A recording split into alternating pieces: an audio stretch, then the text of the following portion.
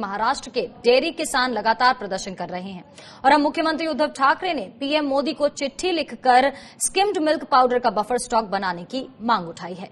उन्होंने कहा कि स्किम्ड मिल्क पाउडर का डिसेंट्रलाइज्ड बफर स्टॉक बनाने के लिए नेशनल डेयरी डेवलपमेंट बोर्ड को निर्देश दिया जाए। राज्य के डेयरी किसान बीते कुछ दिनों से गाय के दूध का दाम 25 रुपए प्रति लीटर तय करने, साथ ही 10,000 टन मिल्क पाउडर के आयात पर रोक लगाने, 30,000 टन मिल्क पाउडर का बफर स्टॉक बनाने और अगले 3 महीनों तक किसानों को 5 रुपए प्रति लीटर के हिसाब से सब्सिडी सीधे उनके खाते में डालने की मांग कर रहे हैं। और इसके लिए किसानों ने जुलाई में सड़कों पर दूध फेंककर प्रदर्शन भी किया था और अपनी मांगे पूरी करने के लिए सरकार को 5 अगस्त तक का वक्त दिया था। दरअसल लॉकडाउन के बाद से दूध की खपत और दाम दोनों में गिरावट आई है और इससे किसानों को नुकसान उठाना पड़ा है।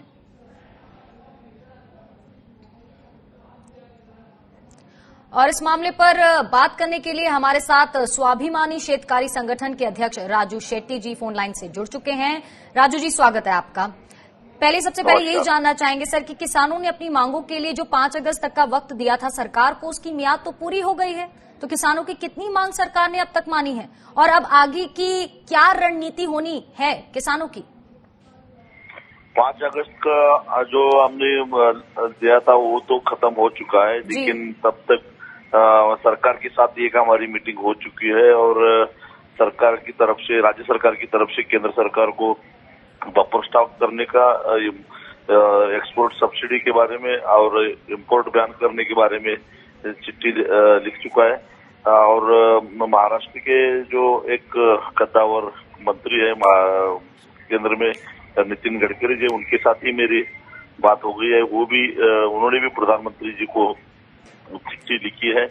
अब हम वेट कर रहे हैं कि राज्य सरकार किसानों को खाते में सीधे 5 रुपए कब जमा कर रही है। उसके बारे में जो एक मंत्रिमंडल की सब कमेटी की 2 बार मीटिंग हो चुकी है और राज्य सरकार कोशिश कर रही है कि कुछ न कुछ निर्णय ले। इसलिए हम और कुछ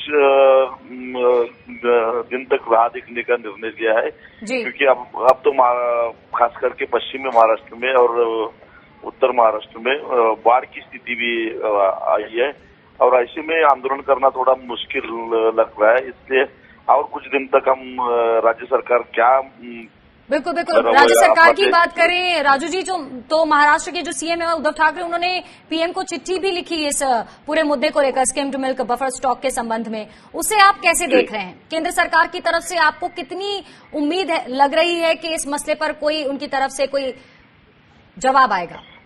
हमने जो मांगे रखी थी वही मांगे केंद्र सरकार की तरफ से उन्होंने किया है। देखता है कि केंद्र सरकार को कुछ ना कुछ करना पड़ेगा, क्योंकि 2018 में इसी तरह से मैंने एक बहुत बड़ा दूध का आंदोलन किया था। उस वक्त राज्य सरकार ने 5 रुपए सीधे किसानों के अकाउंट में जमा करने का फैसला किया था और केंद्र सरकार ने भी तो उस वक्त 50 रुपए पर केजी एक्सपोर्ट सब्सिडी दी थी। तभी जो महाराष्ट्र में और पूरे देश में भी जो स्किम्ड मिल्क पाउडर के स्टॉक पड़ा हुआ था वो एक्सपोर्ट होने के बाद कम हो गया और फिर स्थिति ठीक हो गई और किसानों को दाम मिलने लगा।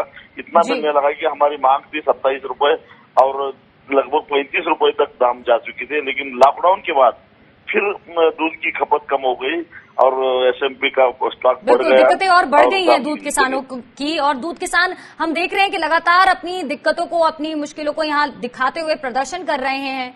और अब भारत अमेरिका के बीच एक व्यापार समझौते की भी चर्चा हो रही है। माना जा रहा है कि इस समझौते में अमेरिका अपने डेयरी उत्पादों के लिए भारतीय बाजार की उम्मीद लगा रहा है। अब इन सभी बातों को ध्यान में रखें तो क्या समझा जा सकता है कि सरकार किसानों की समस्याओं के लिए कितनी गंभीरता से काम कर रही है? सर, अगर केंद्र सरकार किसानों की ये जो समस्या है इसकी तरफ गंभीरता से बात नहीं करती है तो आज भारतीय जनता पार्टी के और उनके गठबंधन के जो अलायंस पार्टनर है वो जो किसानों के दूध के दाम के लिए आंदोलन कर रहे हैं, उनको आंदोलन करने का कोई अधिकार नहीं रहता।